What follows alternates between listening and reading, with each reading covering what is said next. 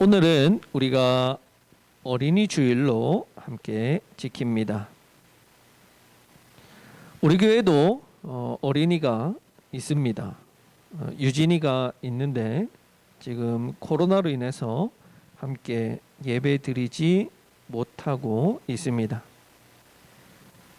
우리가 일찍이 경험해 보지 못한 이 코로나라고 하는 전염병으로 인해서 우리 다음 세대가 마음껏 뛰어놀지도 못하고 마음껏 예배 드리지도 못하고 있습니다.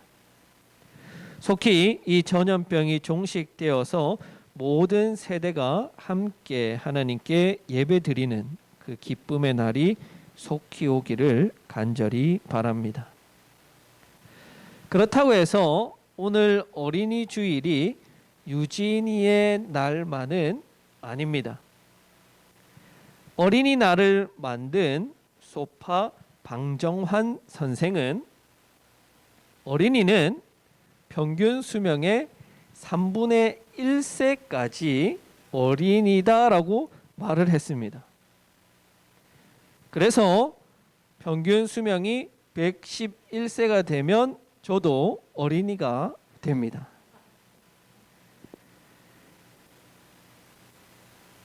한편으로는 우리 모두는 하나님 아버지의 사랑받는 자녀들입니다.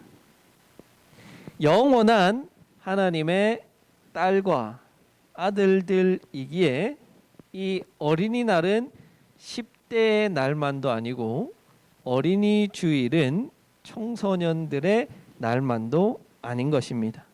바로 우리 모든 하나님의 자녀들의 날이기도 합니다. 어린이 주일을 맞아서 신앙의 어린이인 영적인 유아기를 지나고 있는 우리 모두에게 하나님께서 주시는 믿음과 복으로 성장하는 계기로 삼는 날이 될 수 있기를 바랍니다. 어린이 혹은 다음 세대의 가장 큰 특징이라고 한다면 이 시기에는 배워야 하는 시기라는 겁니다. 지식과 지혜를 끊임없이 습득하고 성장해야 합니다. 학교에서 배우고 가정에서 배우고 또 교회에서 배우고 또래들끼리 배우기도 합니다. 그렇게 배우는 가운데 가장 두드러진 특징이 무엇인고 하니 나쁜 것은 너무나도 쉽게 배우고 좋은 것은 가르치기가 매우 어렵다는 것입니다. 예를 들어 요즘 아이들 가운데 많은 아이들이 욕설을 그렇게 잘합니다. 인생을 30년, 40년 산 어른인 저보다 욕설을 더 잘합니다. 또 친구들을 왕따시키고 따돌림하는 일들이 요즘 학교에서는 비일비재하게 일어납니다. 누가 나서서 너 욕 이렇게 해봐, 욕 이렇게 하는 거야 따라해봐 이렇게 가르쳐 주지도 않았는데 아이들이 어디서 배웠는지 욕설을 하고 왕따 시킬 때는 이렇게 해야지 왕따를 잘 시킬 수 있어. 왕따 시키는 방법은 이런 거야. 가르쳐 주지 않았는데도 아이들 스스로 다른 친구들을 왕따 시키는 일은 너무나도 잘합니다. 아마도 오늘날 유튜브를 포함한 이런 미디어에 많은 영향력을 받은 것 같습니다. 그에 반해서 이 아이들에게 윗사람에 대한 공경과 예절, 또 인내와 절제 이런 것들을 가르치고 습득시키는 일들은 너무나도 어렵다는 거예요. 그렇게 된 것은 아이 스스로가 나 좋은 것은 배우고 싶지 않아요. 나 나쁜 것만 배우고 싶어요. 그렇게 하지 않는데 나쁜 것만 배우고 싶어하는 그런 모습이 아닌데도 우리 인간의 본성이 본성적으로 그런 악한 것들은 즐겨하기 좋아하고 배우고 습득하기가 너무나도 빠르지만 선한 것, 좋은 것, 하나님께서 주시는 것들을 배우고 또 가르치고 습득하는 일들은 너무나도 어려운 일이라는 것입니다. 오늘날 우리 교회가 위기를 이야기합니다. 바로 이 다음 세대가 교회 가운데서 제대로 성장하지 못하였기 때문에 위기라고 이야기합니다. 그런데 그 위기라는 것은 결과론적으로는 신앙교육의 실패 때문에 다음 세대에 대한 위기가 온 것입니다. 우리 어른 세대는 신앙을 잘 지켰는지 몰라요. 우리 세대는 신앙이 하나님께 좋다라고 인정받을지도 모르겠습니다만은 우리 다음 세대가 하나님 앞에 섰을 때 그 신앙에 대해서 어떤 평가를 받을지 잘 모르겠습니다. 특히 이 다음 세대는 빠르게 변해가는 이 세상 속에 살아가고 있는데 교회에서 가르쳐준 신앙과 신학을 가지고 그 세상 속에 살아가려고 하다 보니까 너무나도 부딪히고 맞지 않는 것들이 많다는 거예요. 그 가운데 아이들이 포기하기 쉬운 것은 바로 교회에서 가르친 것, 교회에서 하는 신앙교육을 포기하기가 쉬웠다는 겁니다. 그래서 우리 자녀들, 우리 다음 세대들은 그렇게 신앙을 많이 포기하고 교회를 떠나고 있는지 모르겠습니다. 그렇기 때문에 우리의 신앙은 하나님 앞에 꽤 잘 믿었다라고 이야기할지 모르겠지만 우리 다음 세대에 대한 그 신앙의 평가는 우리가 실패했다라고 이야기할 수밖에 없을 것입니다. 아이러니하게도 성경에 나오는 많은 인물들도 이러한 현상을 동일하게 경험하고 있다는 거예요. 믿음의 조상 누구예요? 아브라함. 아브라함은 자기 아내 사라를 자신의 누이라고 속인 일이 2번 있습니다. 한 번은 애굽 왕을 속였고 한 번은 그랄 왕을 속였습니다. 그런데 그 자녀인 이삭이 또 동일하게 블레셋 왕에게 리브가를 자신의 누이라고 속입니다. 왜 이런 일이 발생했을까요? 아브라함은 아마 자신의 자녀인 이삭에게 이 부끄러웠던 자신의 죄의 모습, 잘못했던 이 모습을 가르쳐 주지 않았던 것 같아요. 아들아, 너는 이렇게 하면 안 된다. 나는 이런 실수와 이런 죄를 저질렀지만 너는 이렇게 해서는 안 된다라고 이야기하지 않았던 거예요. 부끄러웠겠죠. 또 있습니다. 하나님께서 너무나 사랑하셨고 하나님께서 인정했던 사람 다윗. 다윗의 자녀들을 보십시오. 얼마나 그 행실이 더럽고 속됩니까?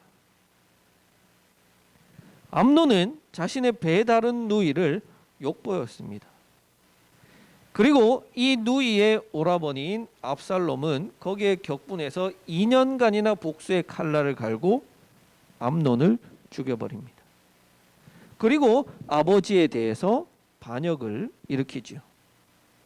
또한 다윗 사후에 다윗이 솔로몬을 왕으로 세운다고 유언을 남겼지만 아도니아, 다윗의 아들인 아도니아는 아버지의 유언을 따르지 않고 마찬가지로 반역을 일으킵니다. 무엇이 문제입니까? 여러분, 우리만 하나님 앞에 제대로 서면 되고 우리만 하나님 앞에 좋은 믿음의 평가를 받으면 끝입니까? 아니에요. 우리에게는 우리 다음 세대에 대한 신앙의 책임이 있는 거예요.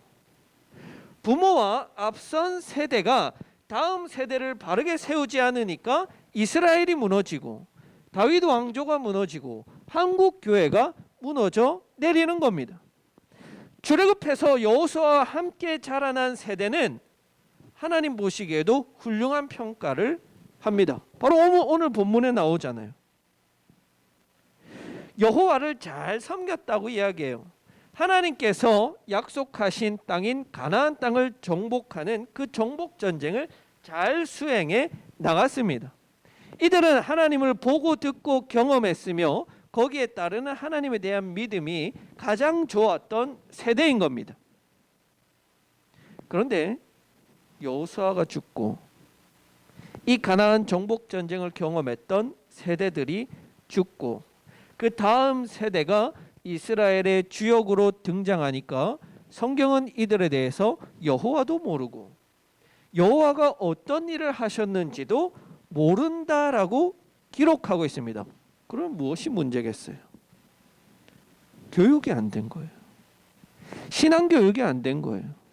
다음 세대에 대한 교육을 소홀히 했던 거예요. 그래서 그들 자신은 하나님 앞에 좋은 평가를 들었는지 모르지만 다음 세대는 죄와 고통 가운데 살아야만 했던 겁니다. 레위기, 민수기, 신명기에서는 다음 세대에 대해서 교육해야 된다. 여호와 하나님 신앙에 대해서 가르쳐야 된다. 계속해서 모세와 하나님이 백성들에게 말씀하셨어요. 입이 닳도록 말했어요. 그런데 불과 한 세대가 지나고 나니까 하나님께서 어떻게 광야에서 놀랍도록 은혜 베풀어 주셨는지, 여리고 성을 무너뜨리는데 어떻게 하나님께서 위대하게 역사하셨는지 그 다음 세대들은 전혀 모르는 거예요. 본인은 하나님의 은혜 가운데 살았을지 몰라도 신앙과 신학으로 교육받지 못한 다음 세대는 그 하나님을 알지 못하기에 바알과 아스다롯이라는 가나안 땅의 신을 섬길 수밖에 없었다라고 성경은 평가하고 있는 거예요. 여러분, 이스라엘이 왜 이 사사시대라고 하는 비극적인 시대를 살 수밖에 없었는가? 사사기의 저자는 분명히 교육의 부재, 다음 세대에 대한 교육의 부재, 그것 때문에 비극이 시작됐다라고 이야기하고 있습니다. 너무 아이러니해요. 너무 안타까워요. 불과 한 세대 만에 너무나도 잘 훈련받고 너무나도 잘 성장하여서 하나님께서 보시기에 합당한 세대였던 그 세대가 지나고 나는 불과 한 세대 만에 어떻게 이렇게 변할 수 있는지, 어떻게 이렇게 몰락해 갈 수 있는지 너무나도 아이러니한데 그 모습이 딱 지금 한국교회의 모습이라는 거예요.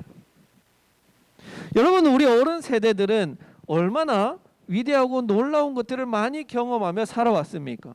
한국교회의 놀라운 폭발적인 성장 속에서 우리는 그것을 보면서 직접 경험하면서 그 속에 역사하시는 하나님을 느끼며 살아왔습니다. 그런데 불과 한 세대 만에 비극을 맞이한 거예요. 교육의 부재. 우리 자녀들이 하나님을 따라가기보다는 세상의 문화를 쫓아가는 이러한 시대 속에 우리는 지금 살아가고 있다는 겁니다. 그러면 어떻게 해야 될까요? 이 한국교회의 위기 상황을 우리는 어떻게 이겨낼 수 있을까요? 세상 여러 교회의 모범이 되고자 하는 우리 교회의 교회 교육은 어떻게 이루어져야만 이 무너져가는 현실을 다시 한 번 더 회복시켜 볼 수 있을까요? 이 비극적인 시대를 마무리하고 다시금 하나님의 은혜 가운데 살아가는 세대가 되려면 세 가지의 자리에서 교육이 필요하다라고 말씀드리겠습니다. 먼저 첫 번째는 신앙의 교육의 자리입니다. 이 신앙의 교육이라는 것은 이전 세대가 경험했던 하나님에 대해서 다음 세대에게 전해주는 것을 말하는 거예요. 왜 아브라함이 자신이 잘못을 했는지, 또 그 잘못을 이삭이 반복했는지, 아브라함이 부끄러워서 자신의 잘못을 이삭에게 가르치지 않았어요. 신앙교육을 제대로 하지 않았어요. 전달해 주지 않았어요. 그러니까 그 다음 세대가 동일한 죄를 짓게 되는 겁니다. 왜 가나안 정복 다음 세대가 가나안을 정복할 때 역사하신 하나님을 몰라요? 그것을 경험한 부모 세대가 자녀 세대에게 자신이 경험한 하나님을 전해주지 않은 거예요. 전달하지 않은 거예요. 우리 어른 세대에게는 그러한 책임이 있다는 겁니다. 다음 세대에게 내가 경험한 하나님에 대해서 들려주고 알려주고 가르쳐줄 책임이 우리 이전 세대에게 있다는 거예요. 자신에게 역사하신 하나님에 대해서, 자신에게 베푼 하나님의 은혜에 대해서 말해주고 가르치고 들려줄 의무가 있는 거예요. 아들아, 아버지는 이렇게 하나님 만났고 하나님께서 나에게 이렇게 역사하셨고 그래서 내가 지금까지 올 수 있었다. 이 하나님은 나의 하나님이지만 너의 하나님이시기도 하단다. 신앙의 교육이 이루어지는 거예요. 그런데 어떤 장로님에게 제가 다음 세대에 대해서 장로님의 삶의 증언을 좀 해주십시오. 내가 소시적에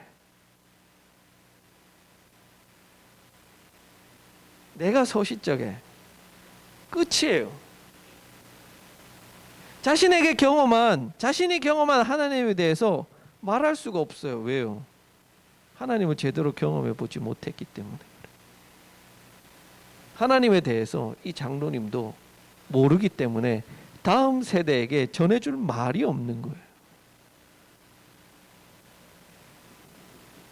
여러분은 우리 다음 세대에게 내가 경험한 하나님에 대해서 전달해 주어야 한다고 할 때 무엇을 전달해 주시겠습니까?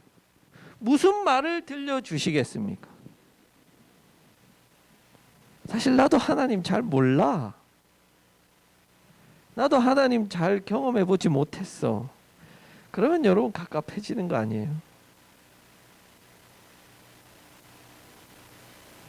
다음 세대에게 도무지 나도 하나님이 모르겠다고 한다면, 또 혹은 다음 세대가 도무지 부모 세대에게 배운 하나님에 대해서 알지 못한다라고 한다면 그 신앙의 책임은 바로 우리 앞선 세대에게 있다는 거예요. 그렇기 때문에 우리가 먼저 하나님 앞에 바로 서야 되고 하나님을 경험하고 하나님 주시는 은혜 가운데 살 수 있어야 하는 거예요. 여러분은 다음 세대의 교육에 대한 책임이 있다는 것, 여러분의 자녀들뿐만이 아닌 우리 교회에 있는 다음 세대 신앙 교육에 책임이 있다는 것을 명심하면서 살아가시기를 바랍니다. 두 번째 교육의 자리는 신학의 교육 자리입니다. 이 신앙 교육이라는 것은 물론 교회 내에서도 이루어지지만 가장 많이 이루어지는 곳은 가정에서 그렇게 신앙 교육이 이루어집니다. 그에 반해서 신학 교육이라는 것은 교회가 감당해야 할 부분입니다. 우리 재원이도 그렇고 제가 만나는 우리 초조카들을 만나서 성경적이거나 신학적인 이야기들을 나눌 때가 종종 있습니다. 교회에서 하는 이런 성경 공부처럼 딱딱하게 이야기하는 게 아니고 삶에서 주어진 여러 가지 상황에 대해서 그에 맞는 여러 가지 이야기들을 함께 나눕니다. 그러면 그때는 이 친구들이 잘 못 알아듣는 것 같기도 하고 또 다음에 더 많이 알려줘야겠다, 더 자세히 알려줘야겠다 그런 생각을 하게 됩니다. 근데 언젠가 재원이가 친구들에게 목사님에게 배운 이런 이야기를 했다고 말합디다 하고 사모님이 저에게 말할 때는 제가 참 마음속으로 기쁘고 또 즐거운 마음이 들었습니다. 이전 세대는, 우리 앞선 세대는 세상과 성경이, 세상과 믿음이 크게 충돌하는 것을 경험해 보지 못한 세대예요. 왜냐하면 그냥 믿으라고 했으니까 믿었고 교회 가라고 했으니까 가서 자연스럽게 그냥 믿음이 형성된 세대이기 때문입니다. 하나님이 세상을 창조하셨습니다 라고 하면 하나님이 세상을 창조하셨는갑다 하고 살았습니다. 그런데 다음 세대는 이것부터가 학교 교육에서부터 충돌하는 거예요. 학교 교육에서는 세상이 진화되었다라고 이야기를 하는 겁니다. 이렇게 학교에서부터 충돌하기 시작해서 세상의 다양한 영역에서 우리가 지금까지 배워온 그 신앙의 자리들이 계속해서 충돌하고 부딪히는 것을 경험하게 됩니다. 창조론이 그렇고요. 술의 문제가 그렇고요. 이성의 교제의 문제가 그렇고요. 성소수자에 관한 것들이 그렇고요. 계속해서 이 우리 다음 세대들은 이런 충돌을 경험하면서 살아가고 있습니다. 그래서 어쩔 수 없이 세상과의 갈등 관계에 놓이거나 우리의 신앙과 갈등 관계에 놓일 수밖에 없다는 거예요.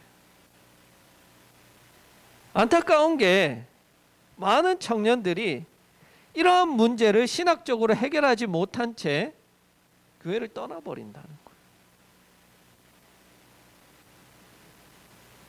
지난주에 제가 한 커뮤니티에 화제가 된 글을 읽어보았습니다.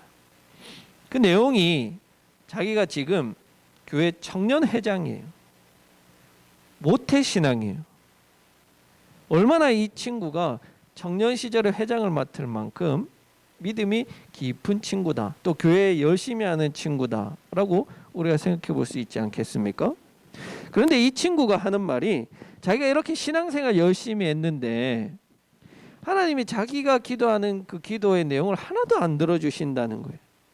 나아가서 자신의 가정이 불화하고 그 불화한 가정이 환경이 개선되지 않는 것을 볼 때 하나님이 계신가? 그런 의문이 들었고 결국에는 자기가 교회를 떠나야 되겠다고 결심했다는 내용을 올린 것입니다. 왜 이런 일이 벌어질까요?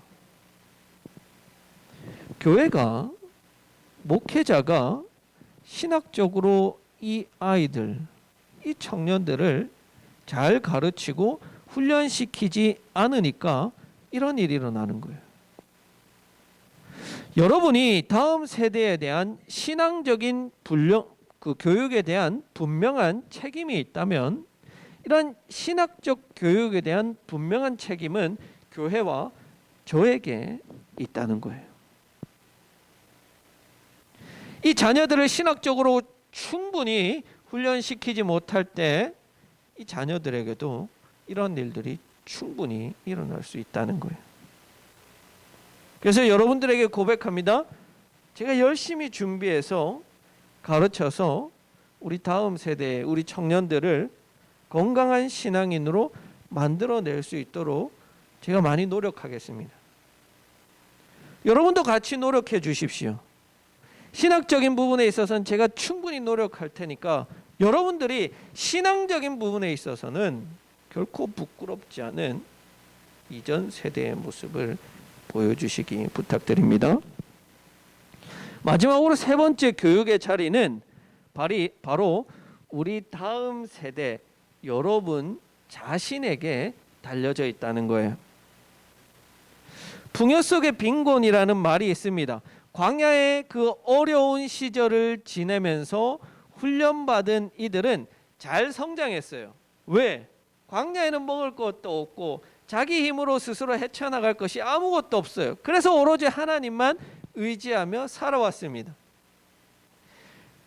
그리고 이 세대가 가나안에 정착하고 태어난 다음 세대는 풍요 속에 살아왔습니다.